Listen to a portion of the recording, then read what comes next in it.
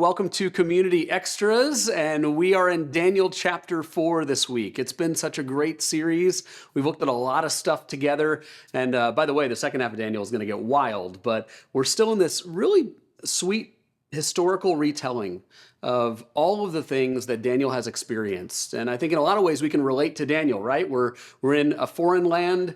There's all kinds of influences and temptations, and our culture is trying to break us down and assimilate us into Babylon, so to speak.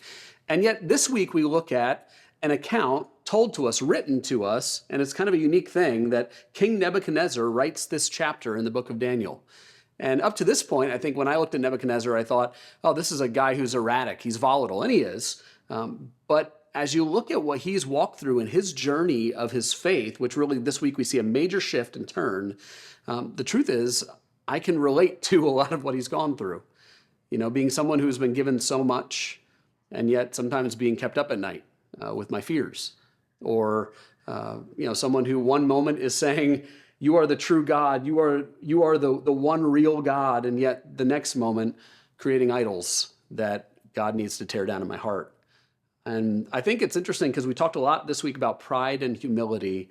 And for me, even studying this week, it started at a place of humility to realize this is not some crazy person. In many ways, I am the crazy person. We are. And being able to relate to that.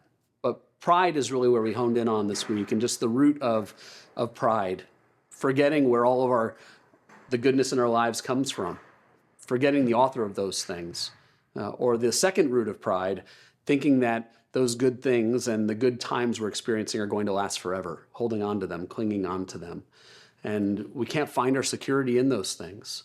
And so this week, as you discuss, this seemingly crazy person who we can relate to at times, I think the hope is that we would dig deep and recognize where in our lives are we tempted to forget God, to take the beautiful painting that God has created, and instead of looking to see He's the author, sometimes inadvertently by forgetting Him signing our name on His great work, where we're at the center.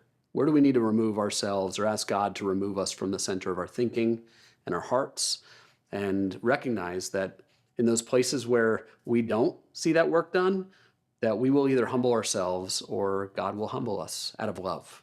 And that there is a beautiful reality of the purpose of pain that we go through that God uses to point us toward Him. Whatever pain you're going through tonight, whatever pain your family is, whatever it is that you're walking through, God is in it. And maybe even that's an opportunity for you to discuss that this week, to say, what are we really walking through and where could God be working in this? Hope it's a really good discussion, a fruitful one. Enjoy your time discussing together. It's always good to talk about God's Word. Have a great time.